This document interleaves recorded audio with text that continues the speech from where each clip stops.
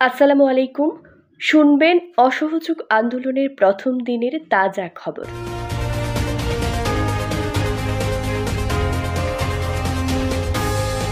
হামলায় সিরাজগঞ্জের এনায়েতপুর থানার ১৩ পুলিশ সদস্য নিহত।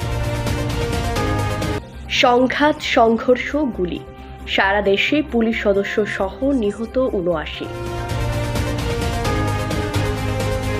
অসহযোগ আন্দোলন, ঢাকামুখী লং মার্চ একদিন এগিয়ে সোমবার। চট্টগ্রামে সংঘর্ষে আহত ১৩০ জনকে হাসপাতালে ভর্তি। গোপালগঞ্জে মসজিদে মাইকে ডেকে সংঘর্ষ, গুলিতে নিহত ৩।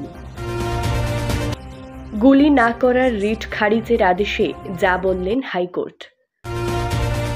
চালু রয়েছে ব্রডব্যান্ড ইন্টারনেট, বন্ধের নির্দেশনা পায়নি এখনো। রাজধানীর সায়েন্স ল্যাব এলাকায় সংঘর্ষ, গুলিবিদ্ধ ৪১ জন হাসপাতালে।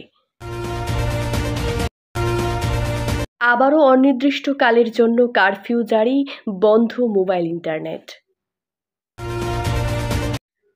শুনলেন আজকে সারাদিনের তাজা খবর। সাথেই ছিলাম আমি কানিজ ফাতেমা জুই। ধন্যবাদ।